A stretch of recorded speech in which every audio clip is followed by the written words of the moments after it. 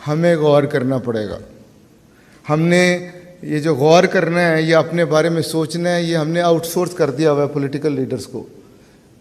لیکن یہ political leaders کی ذمہ داری نہیں ہے، یہ بیوروکریسی کی ذمہ داری نہیں ہے، یہ میری اور آپ کی ذمہ داری ہے، اور یہ یوتھ کی ذمہ داری ہے، کیونکہ یہ پاکستان نوجوانوں کا ملک ہے. اور نوجوان جب تک یہ نہیں سوچیں گے، اپنے آپ کو امپاورڈ فیل نہیں کریں گے اور اپنے مستقبل کے بارے میں نہیں سوچیں گے، کوئی تبدیلی نہیں آئے گی. تو امیجن پاکستان کا جو انیشیٹو ہے وہ آپ کو بتائے گا کہ کس طرح ایک خوشحال، خوبصورت، پروگریسو پاکستان کا خواب دیکھا جا سکتا ہے.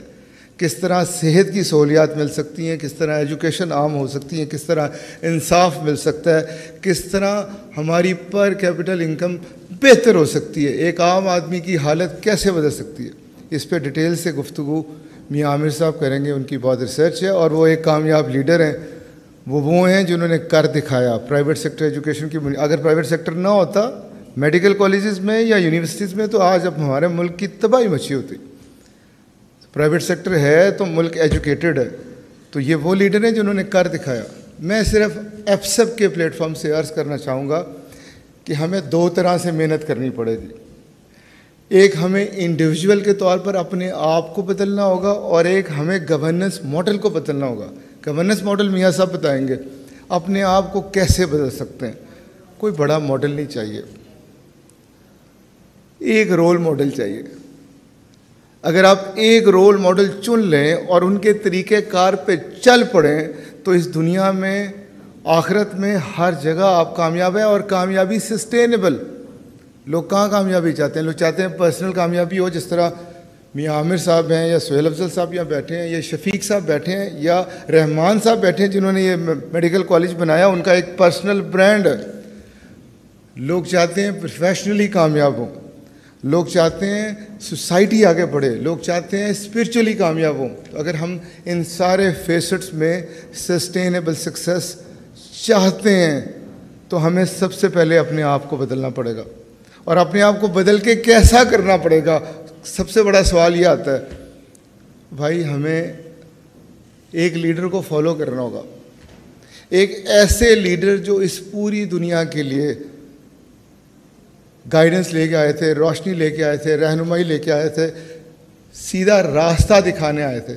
ہمیں نبی پاک صلی اللہ علیہ وآلہ وسلم کو فالو کرنا ہوگا. ہمیں ان کے اسوہ حسنہ پہ چلنا ہوگا، اور ان کے اسوہ حسنہ پہ چل کے ہی جو انہوں نے دعا ہمیں سکھائی ہے، ربنا آتنا فی الدنیا حسنۃ وفی الآخرۃ، اسی میں دنیا اور آخرت کی کامیابی ہے. لوگ زیادہ تر سمجھتے ہیں شاید مذہب آخرت میں کامیابی کے لیے، یا نبی پاک صلی اللہ علیہ وسلم کے طریقے پہ چلیں گے تو آخرت میں کامیابی ہے. نہیں بھائی، دنیا کی کامیابی، اور دنیا کی کامیابی ہی تو آخرت کی کامیابی ہے. جو دنیا میں کامیاب نہیں وہ آخرت میں کیسے کامیاب ہے؟ تو ہمیں غلط سبق پڑھائے گئے ہیں کہ یہ مذہب آخرت کے لیے نہیں. اگر ہم چاہتے ہیں ایک اچھے ڈاکٹر بنے، اگر ہم چاہتے ہیں کہ ایک اچھے AI پروفیشنل بنے، تو ہمیں پہلے اچھا انسان بننا ہوگا. کیسا انسان؟ جیسے نبی پاک صلی اللہ علیہ وآلہ وسلم تھے. ہمیں سچا بننا ہوگا، آنیسٹی اور انٹیگریٹی کی ورچو کو اپنانا ہوگا.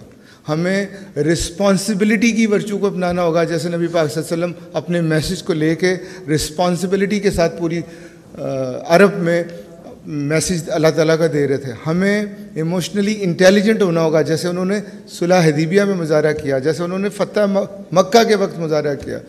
ہمیں مشکل میں صبر سے کام لینا ہوگا، کیونکہ قرآن میں لکھا ہے ان اللہ مع الصابرین.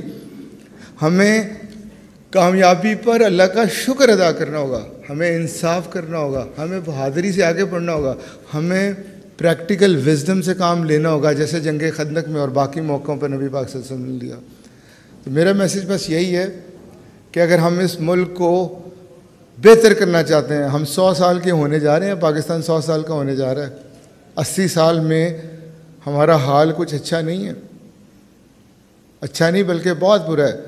لیکن آج بھی اگر ہم کوشش کریں تو 20 سال بعد ایک اچھے پاکستان کی تصویر یا شکل مجھے صاف نظر آ رہی ہے. اور اس اچھی شکل بنانے کے لیے، پروگریسو پازیٹیو پاکستان بنانے کے لیے آپ کو آج سے اپنا آپ ٹھیک کرنا ہوگا. آپ کو نبی پاک صلی اللہ علیہ وسلم کی سیرت کو خود پڑھنا ہوگا، قرآن پاک کو ترجمے کے ساتھ پڑھنا ہوگا. یہ ناظرے کے لیے نہیں اترا, یہ سمجھ کے پڑھنے کے لیے, زندگی پہ عمل کرنے کے لیے اترا. یہ بتاتا ہے کہ دنیا میں رہنا کیسے ہے, طریقہ کیا ہے دنیا میں رہنے کا. تو آج وعدہ کرتے ہیں کہ ہم نبی پاک صلی اللہ علیہ وسلم کو اپنے لیڈر کے طور پہ مانیں گے. کرتے ہیں وعدہ؟ آپ وعدہ کرتے ہیں کہ ہم ان کے طریقے پہ چلیں گے. تو پہلی کامیابی تو یہ ہے کہ ہم میں سے ہر ایک شخص اپنے کریکٹر پہ محنت کرے, اپنے آپ کو رول ماڈل بنائے, اور کس طریقے پہ چلے؟ نبی کے طریقے پہ. اگر آپ انڈیویجولی ٹھیک ہوں گے, آپ کے دوست احباب آپ کو دیکھ کے ٹھیک ہوں گے, انسپائر ہو کے, انہیں کہنا نہیں پڑے گا.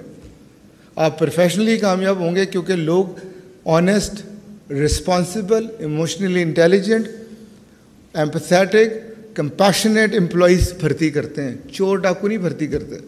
لوگ خریدتے بھی چیزیں ان سے ہیں جو سچ بول کے سودا بیچ رہے ہوں. تو اگر آپ نے بزنس مین بننا ہے یا آپ نے پروفیشنل بننا ہے, آپ کو ان اینی کیس سچائی کے راستے پہ چلنا ہوگا.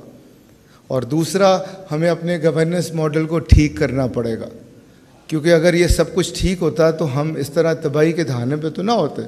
کچھ تو خرابی ہے, کوئی تو ایسی چیز ہے جو ٹھیک ہونے والی ہے.